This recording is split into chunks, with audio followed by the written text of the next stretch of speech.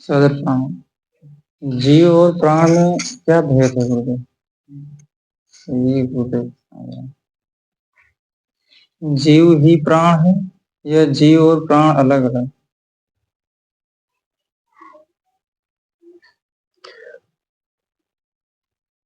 परमात्मा जो है चैतन्य है, चैतन्य तत्व, उसे ब्रह्म कहते हैं। और ब्रह्म की ही यह प्रकृति है, इसे माया कहते हैं। तो शरीर जो है प्राण लेने का यंत्र है। परमात्मा की इच्छा से प्रकृति द्वारा निर्मित है। माने भगवत इच्छा के बिना इसलिए कहा जाता कुछ नहीं होता, क्योंकि शक्ति स्वरूप वही है। अब ब्रह्म की ही माया शक्ति है, तो माया से माने उसकी प्रकृति से हमारे सबके शरीर निर्मित है। तो शरीर प्राण लेने का यंत्र है। और प्राण जो तत्व है वो उस तरह है जैसे दर्पण। दर्पण जैसे उदाहरण के लिए सूर्य का प्रकाश ब्रह्मांड भर में भरा होता है, लेकिन जहां दर्पण होता है, जहां दर्पण होता है वहां सूर्य का प्रतिबिंब बनने लगता है ना। तो जब सूर्य का प्रतिबिंब बनने लगता है तो लगता है इसमें दूसरा सूरज है। तो वो जो दूसरा सूरज बन रहा है यानी प्रतिबिंब, वो है जीव। ठीक, वो कहा है जीव। और जो दर्पण है वो प्राण है। समझ गए? मतलब प्राणों में परमात्मा की चेतना ही जीव रूप से प्रतिबिंबित होने लगती है। जहां जहां प्राण होते हैं वहां वहां मैं भाव से जो द्योतित होने लगता है उसे जीव कहा जाता है। तो अब इसी उदाहरण से समझ लें, दोनों चीजें पृथक हैं, लेकिन पृथक होने पर भी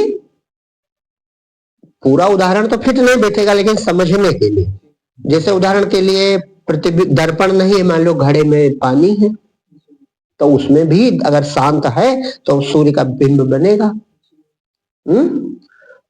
तो पानी के कारण ही वो प्रतिबिंब बन रहा है। अगर पानी फेंक दिया जाए तो क्या प्रतिबिंब बनेगा? नहीं बनेगा। तो लेकिन फिर भी वो जो प्रतिबिंबित हो रहा है वो जल नहीं है। जो प्रतिबिंबित हो रहा है, खूब अच्छे समझ लो, जो प्रतिबिंबित हो रहा है, जो उसमें सूरज का चित्र बनना है, वो जल तो नहीं है, लेकिन जल के बिना होगा भी नहीं। अन्योन्याश्रित है, समझो, एक दूसरे पर ऐसा आश्रित है कि अन्योन्याश्रित नहीं कहा जाएगा, ये शब्द गलत हो जाएगा। वो आश्रित है इसी जल पर जो प्रतिबिंब है, लेकिन उसकी उसमें प्रतिबिंबित होने की जो शक्ति है वो सूर्य की किरण है।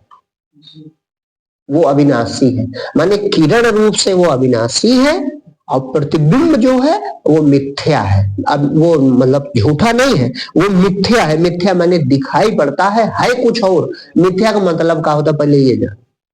मिथ्या का मतलब हो कुछ और दिखाई कुछ और पड़े, तब उस घटना को हम मिथ्या कहते है। कहा वहां वहां कुछ नहीं है, जल है, सूरज का प्रकाश है, लेकिन जल के कारण सब जगह सूरज का प्रकाश है, लेकिन प्रतिबिंब नहीं दिखता। लेकिन जब घड़े में जल रखा गया या थाली में पानी भरा गया तो उसमें सूरज का बिंब बनने लगा। तो जब बनने लगा तो वही जीव है, वो मैं करने लगता है कि मैं हूं मैं हूं मैं हूं। तो वहां पर प्रतिबिंब तो बिल्कुल मिथ्या है। प्रतिबिंब जो है सूरज वाला वो मिथ्या प्रतिबिंब है, उसमें सूरज तो है नहीं, लेकिन फिर भी वहां सत्य एक चीज है, किरण सत्य है। तो इसी तरह प्राण जल की तरह समझो, और इसमें मैं भाव जो उठने लगता है, प्राणों पे जीव सवार है, इसीलिए कहा जाता है कि प्राणों के रथ पर जीव सवार है, मतलब मैं द्योतित होने लगता है। तो क्या हुई घटना, जो अतीन्द्रिय था उसका प्रकाश इंद्रियगत होने लगा, समझ गए, मतलब निराकार साकार हो गया, है ना। तो यही भगवान की माया है। माया माने दिखाई पड़ती है लेकिन है नहीं। और ये नष्ट कब होगी, जब वो प्रतिबिंब अपने अस्तित्व को पहचानने का प्रयास करे। तो पहले किरण होगा, और जैसे किरण होगा बस सूरज हो जाएगा, क्योंकि उससे जुड़ा रहता है, बस अपने प्रतिबिंब से मुक्त हो जाएगा। ठीक, तो जीव का है, पर जीव मिथ्या चीज है, जिसमें दो चीजें शामिल होने से तीसरा जादू पैदा हुआ है। सूरज की किरण है, सूरज की किरण है और थाली में पानी है, ये दो चीजें हैं। तो ये दोनों न दिखती हुई तीसरी मिथ्या, वो उसमें फोटो दिखने लगता कि इसमें सूरज है। इसी प्रकार से प्राण है और चेतना है, लेकिन सब जगह चेतना है तो वह अतीन्द्रिय है, वो इंद्रियगत नहीं होते। लेकिन जब प्राण जहां जहां होते हैं वहां वहां वो प्रकट होने लगते। जैसे उदाहरण, तार में बिजली बह रही है तो शुद्ध बिजली है, लेकिन जब बल्ब की स्प्रिंग में प्रवेश हुआ, बल्ब को शरीर मान लो, और अंदर वाली जो जलने वाला तंत्र होता है, एलिमेंट जो भी होता हो, उसे तुम प्राण मान लो। लेकिन उसमें जो प्रकाश उठा वो है विद्युत का है, लेकिन फिर भी ये विद्युत शुद्ध विद्युत नहीं है। तो शुद्ध विद्युत ना होकर भी है तो विद्युत की ही शक्ति, तो ये अपनी शक्ति को पहचाने। तो अब जान जाए हम जल कौन सकता है, जल तो विद्युत बिजली जल सकते हैं। बिजली के अभाव में बल्ब हो चाहे उसके अंदर की स्प्रिंग हो, दोनों बेकार। तो शरीर बल्ब है और प्राण स्प्रिंग की तरह मान लो, और चेतना चूंकि सब जगह होती है बस वो जल उठती, और जब यंत्र फेल हो जाता है तो जलना बंद हो जाता है, मर गया। चेतना तब भी है, जैसे अभी ये बल्ब फ्यूज हो जाए तो जलेगी नहीं, विद्युत तब भी है। तो फिर प्राण जीव नहीं है, प्राणों में जीव द्योतित होता है। अब दूसरी और थोड़ा आगे की बात जान लो, ये जीव ही मैं करता है, जीव ही क्या करता है, मैं हूं। सबसे पहला शब्द इसका यही है, तो इसी का नाम अहंकार है। और जब ये दुनिया की इच्छाएं करता है तो इसी का नाम मन है। और जब ये किसी चीज में विचार करता है, निर्णय करता है कि ये करेंगे ये नहीं करेंगे, तो इसी का नाम बुद्धि पड़ जाता है। और ये सारी चीजें अपने में ग्रहण करता है तो इसका नाम चित्त हो जाता है। चित्त कहते हैं चित्त गुप्त, सब लेखा जोखा रखते हैं, तो चित्त में गुप्त रीति से सब छपा रहता है। ठीक, तो ये सारी आपकी जानकारी आपके चित्त में है, तो वो तो आप का नाम चित्त हो गया, उसी जीव का। और विचार करके निर्णय करके ये करेंगे ये नहीं करेंगे, तो इसी का नाम बुद्धि हो गया। और तमाम संसार की वासनाएं करना, नई नई इच्छाएं करना, इसीलिए इसका नाम मन हो गया। और मैं करना, मैं हूं, इसलिए इसका नाम अहंकार हो गया। तो इसी जीव के माने उसी प्रतिबिंब के चार नाम है, मन, चित्त, बुद्धि और अहंकार। ये अलग अलग चीजें नहीं है, बल्कि कार्य के आधार पे नाम रखा गया। ठीक है, अगर इच्छाओं पर नियंत्रण कर दिया जाए तो मन समाप्त। हाँ, जब हम अनिच्छित पद पर पहुंच जाते हैं, माने इच्छा रहित हो जाते हैं, तो मनोनाश हो जाता है, तो ये प्रतिबिंब शांत हो जाता है। तो प्राणों की भी अधिक जरूरत नहीं होती। इसीलिए परमात्मा के साधन जो है पाने के, तो दो कलाएं कही गई, एक ज्ञान कला, दूसरी प्राण कला। तो प्राण कला का है कि प्रयत्न पूर्वक अगर प्राण भी रुक जाए तो उस समय विचार आप नहीं कर पाओगे। विचार करने के लिए प्राण चाहिए, क्योंकि तब मैं नहीं बनेगा। तब प्राण कला के द्वारा भी परमात्मा प्राप्त हो सकता है। लेकिन प्राण कला के द्वारा प्राप्त परमात्मा उतनी देर आपको समाधि या ध्यान का अनुभव करा सकता है, जिस क्षण भर जितनी देर रुकेगा, और फिर जस के तस, क्योंकि तुम्हारी बुद्धि तो जान नहीं पाई का खेल है। और ज्ञान कला से जब परमात्मा प्राप्त होता है तो व्यवहार काल में भी वो जाना करता है कि हम ही है, हमारे अलावा कोई नहीं। क्यों? क्योंकि उसने सारी बात समझ ली।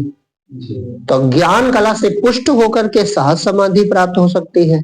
और प्राण कला, जिसका मन बड़ा चंचल है तो पाने में सहायक है। जैसे विचार से नहीं समझ पा रहे हो, लेकिन अगर प्राणायाम की साधना तुमने रेचक पूरक कुंभक के द्वारा खूब अच्छे से की है, तो जब प्राण रुकते हैं तो मन भी रुकता है। जब प्राण सूक्ष्म होते हैं तो वासना भी सूक्ष्म माने निर्वासनिक होने लगती है। हाँ, प्राण बिल्कुल सूक्ष्म हो जाए तो आप निर्वासनिक पद की ओर बढ़ने लगते हैं। इसीलिए प्राण कला भी एक कला है, माने प्राण साधना भी भगवत प्राप्ति की साधना, क्योंकि इसी पे मैं सवार होता है। लेकिन ये कठिन है और दुस्साध्य है। और विचार ऐसा है कि जब हम समझ गए कि दूसरी कोई सत्ता नहीं हमारे अलावा इस चेतना के, तो वासना काहे करें, तो इच्छा काहे करें, है ना। तो इसीलिए इस अंतःकरण को, यानी मन चित्त बुद्धि और अहंकार को न जड़ कहा जाता है न चेतन कहा जाता है। काहे? ये चेतना से प्रकाशित है, इसलिए चैतन्य है। चेतना ही तो वहां प्रतिबिंबित हो रही है, तो इसलिए चैतन्य है। लेकिन ये कार्य तब करते हैं जब जड़ को अपनी आत्मा मानते हैं। भाई, प्रतिबिंब तो बना सूर्य की किरण से, लेकिन उसने जब थाली और पानी को अपनी जात या आकार और रूप मान लिया, तभी तो इच्छा करेगा। जब अपने को मैं करेगा तो किसको मैं करेगा? शरीर को देख के करेगा, है ना। तो इसलिए मन चित्त बुद्धि और अहंकार, इसको क्या कहा जाता है? जड़ात्मक। एक शब्द है जड़ात्मक, माने ये जड़ है नहीं, ये इसने जड़ को अपनी आत्मा मान लिया कि मैं यही हूं। जड़ को क्या मान लिया है? अपनी आत्मा, कि मैं शरीर ही हूं, मैं इंद्रिय ही हूं, मैं विषय भोग करने वाला हूं, मैं करता हूं, मैं भोगता हूं। तो ये जो भाव आ गया तो जड़ात्मक हो गया। अच्छा, जड़ ये सब कह नहीं सकता। का शरीर कह सकता है? कि इंद्रियां कह सकते हैं? कि स्वतंत्र इंद्रियां अपना कोई अनुभव कर सकते हैं? का तुम्हारे बिना आंख देख सकते हैं? कि तुम्हारे बिना कान सुन सकते हैं? तो इसलिए है ये चेतन, ये जो जीव है चेतन। का चौपाई का लिखिए, ईश्वर अंश जीव अविनाशी चेतन अमल सहज सुख राशि, ये इसका शुद्ध स्वरूप है। लेकिन इसी के लिए एक और आगे चौपाई है कि जीव जगते हरिते बिलगान्यो, माने अखंड प्रकाश वो एक था, लेकिन जितना थाली में हिस्सा आ गया वो अलग अपने को मानने लगा कि अरे हम तो इसमें हैं। जीव जगते हरिते बिलगान्यो, तो का भेद हुआ? तबते देह गेह निज जान्यो, देह जो उसका घर थी उसको आत्मा मान बैठा। निज जान्यो माने जान गया ये हम ही है। तो सब दुनिया भर में प्रकाश भरा था, कोई बाधा नहीं थी। लेकिन जब थाली में प्रतिबिंब बना, उसने कहा मैं तो थाली हूं, मैं स्टील की थाली हूं, मैं प्लास्टिक की थाली हूं, मैं बड़ी थाली हूं, मैं छोटी थाली हूं, मैं 40 साल की थाली हूं, मैंने अपने को आकार मान लिया। तो तबते देह गेह निज जाने। अब चूंकि ये माया है, बस आगे चौपाई, सो माया बस भयो गुस्साए, सो माया बस भयो। अब माया बंधन में आ गया कि अरे हम तो शरीर है निराकार, है सच्चिदानंद, है ब्रह्मांड व्यापी, और टुकड़ा हो नहीं सकता। जहां जहां थाली ले जाओ प्रतिबिंब वो प्रकाश नया है, हर जगह भरा है। लेकिन अब ये रहस्य वो जानता नहीं, वो अपने को थाली माने, शरीर माने, तो करे तो क्या करे? बंधन में आ गए। इसी बंधन से मुक्ति हो जाए, जान जाए ब्रह्मांड भर में हमारे प्रकाश फैला, हम तो सूरज है, हम तो सूरज है, हमारा बंद, और ये पूरा संसार हमें हमसे प्रकाशित है, लेकिन हम इससे पृथक है। तो ये क्या कर लिया इसने? इसने शरीर को अपना मान लिया, बस ये खुद ही बंध गया। कैसे? जैसे तोता और बंदर, स्वयं तोता चुगली पकड़ के और बंदर सुराही में दोनों हाथ डाल के फंस जाता है, खुद ही फंसा है। मुट्ठी छोड़ दे, हाथ बाहर निकाल ले, और वो चुगली छोड़ दे तो उड़ जाए। लेकिन सोचता है मर जाएंगे, तो वो तोता लटका है उल्टा। बस इसी तरह हम तुम सोचते हैं शरीर बिना हम कहाँ रहेंगे, शरीर बिना हमारा कौन अस्तित्व, शरीर के बिना तो हम, अरे मर ही तो जाना है, ये प्रकाश तो मिथ्या है, तुम तो विद्युत हो। बल्ब का उजाला, उजाला बिना बल्ब के होगा नहीं, ये हो सकता है। इसीलिए जीव पर बस है, जीव पर बस है। और विद्युत बिना बिजली के रह सकती है, इसीलिए श्रीकंता स्वतंत्र है। का लिखा है, पर बस जीव स्वबस भगवंता, जीव अनेक एक श्रीकंता। असंख्य चित्र बन सकते हैं, असंख्य प्रतिबिंब बन सकते हैं, और सब प्रतिबिंब बनने के लिए थाली पानी की पराधीनता है। घड़े और पानी की कोई उदाहरण ले लो, दर्पण की मतलब पराधीनता, बिना दर्पण के चित्र नहीं बनेगा। तो इसीलिए वो शरीर से चिपका रहा था कि प्राण नहीं, शरीर नहीं, तो हम कहा मोहित का, वो उजाले से मोहित है कि वो उजाला निकले, और बात से ही उजाला तो नहीं निकलेगा। लेकिन तुम बिना उजाले के रह सकते हो, तुम बिजली हो, विद्युत हो, तुम उजाला और बल्ब नहीं हो। उजाला तुम्हारा मिथ्या रूप है, और उस मिथ्या रूप को निर्मित करने में ये शरीर प्राण सहायता करते हैं। ये सब कुछ मिलाकर भगवान की माया है।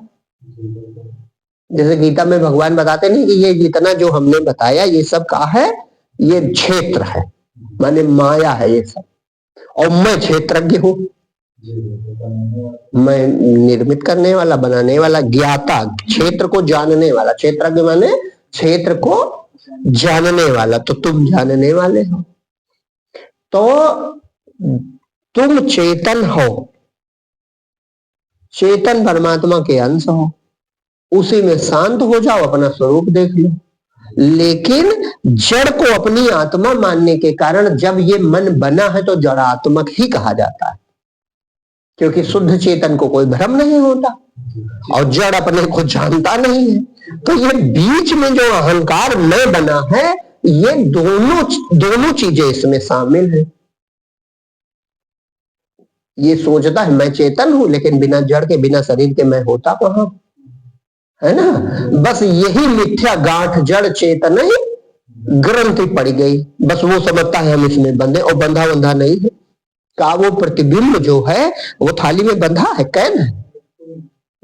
अरे प्रतिबिंब केवल नहीं दिखेगा, किरण है, सच्ची बात भाई। प्रतिबिंब तो कोई चीज होती नहीं, किरण है, और अगर किरण को थाली बांध सकती, नहीं बांध सकते, पकड़ में भी नहीं आएगा। बस इसी प्रकार से ये जीव कोई चीज नहीं, इसीलिए पकड़ में नहीं आता। हाँ, अगर कोई चीज होता तो पकड़ में आ जाता, ये कुछ है ही नहीं, और जो है वो अपने में स्थिर हो जाता है।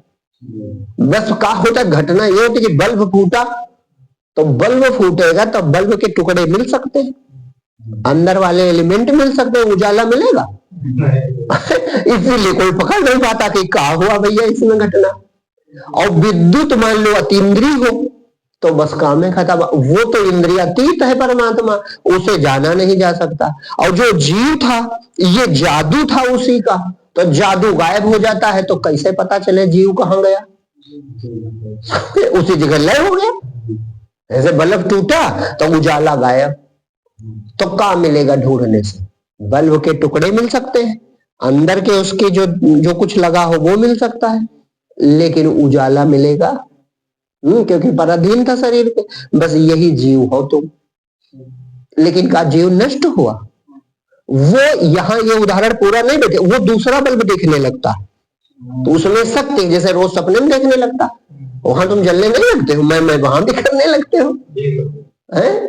तो ये उदाहरण, दोनों उदाहरण मिला के तो खूब साफ समझ सकते हो कि मैं जड़ हूं कि चेतन हूं।